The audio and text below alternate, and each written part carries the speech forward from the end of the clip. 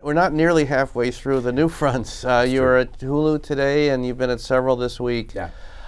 Not to give a play-by-play or review, but tell me, in your opinion, the development of digital video original programming and its appeal or its issues. Where are we? How do you see kind of what's being presented?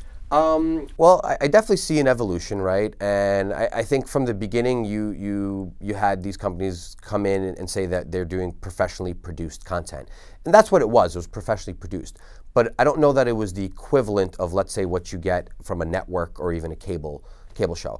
And what I think is developed over the course of time is you're seeing the equivalent content being developed by the various kind of pure play digital guys. That is roughly the equivalent of cable. And so that's where you're seeing a lot of maturity in the quality of the programming being developed. Now, depending on the environment you're going to, you're getting even beyond that. You're getting maybe even some network level talent and content.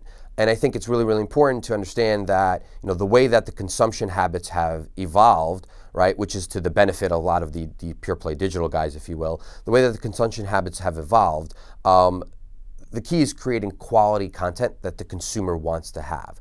And it's not simply about just creating reams of content that is hit or miss one way or the other. So I think these companies are getting a lot more mature about the actual content that they're developing, the quality of it, not just simply from a production standpoint, but in terms of the value chain that they're trying to provide to the consumer. And what do you think so far of the presentations? I think they've been good. Again, I haven't been able to go to as many as I might like, but I think the reality is that the ones that I have been able to get to, you're seeing not only a maturity in the content that's being pushed out, but you're seeing a maturity in the way that it's being presented.